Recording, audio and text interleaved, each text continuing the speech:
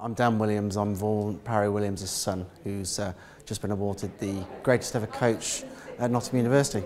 Well, it's interesting. I think often in life you feel proud of your children. And being the son of Vaughan, it just continues to amaze me, the accolades and the awards and love and warmth that continues to shine through for my father. So just incredibly proud. In honesty, I think he would be quite embarrassed. He was such a humble chap. He did things because he genuinely loved helping people in a sporting environment. He was 33 years at university, and he was equally as excited to see somebody pick up a squash or tennis racket for the first time as he did seeing the likes of Brian Moore trot out on to Twickenham for an international game. He just genuinely believed in the passion for sport and the friendships that sport can bring. He is coached 2 elite squash players.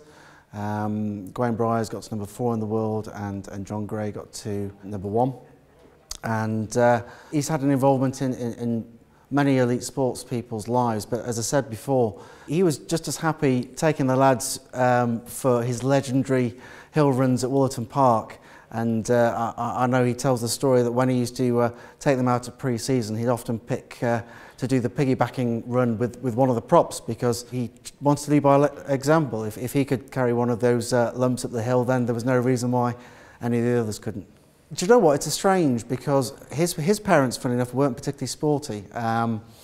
His uncle introduced him to sports at a young age, and he used to volunteer down at the sports centre in his local village down in Wales. But from the age of 12, 13, that's all he did. That's all he wanted to do in life. He had it sort of mapped out about what he wanted to do. Tried every different sport under the sun. He qualified as a rock climbing instructor.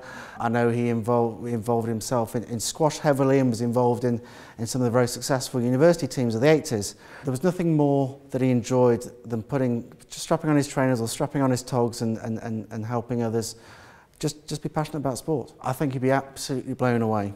When I think back to the facilities that were there when he first joined the university, in 1976, I believe, there really was just the one sports hall.